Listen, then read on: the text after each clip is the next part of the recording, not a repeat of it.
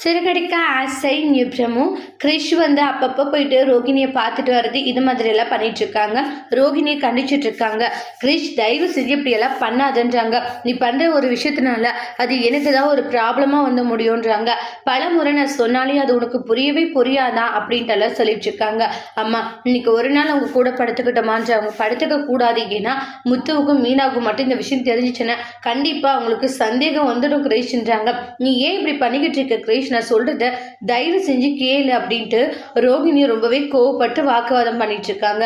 திரும்ப திரும்ப கிறிஷ் ரோகிணியோடைய ரூமுக்கு போறதுனால மீனாவுக்கு சந்தேகம் வர ஆரம்பிக்குது. கிறிஷ் எதுக்காக அப்பப்ப ரோகிணியோடைய ரூமுக்கு போறான், பல முறை நம்ம சொன்னாலே கேட்க மாட்டேங்கிறான், அப்ப என்னமோ ஒண்ணு இருக்கு, ரோகிணிக்கும் கிறிஷுக்கும் என்ன சம்மந்தம் அப்படின்னு சொல்லிட்டு மீனா பயங்கரமா யோசிக்கிறாங்க. அதுக்கப்புறமா கிறிஷ் வந்ததுமே கிறிஷ் நான் ஒன்று கேட்பேன், நீ என்கிட்ட உண்மையை சொல்லணும், சொல்லுங்க ஆண்டின்றாங்க. உனக்கு ரோகிணி என்ன ஆகணும் சொல்லு அப்படின்றாங்க.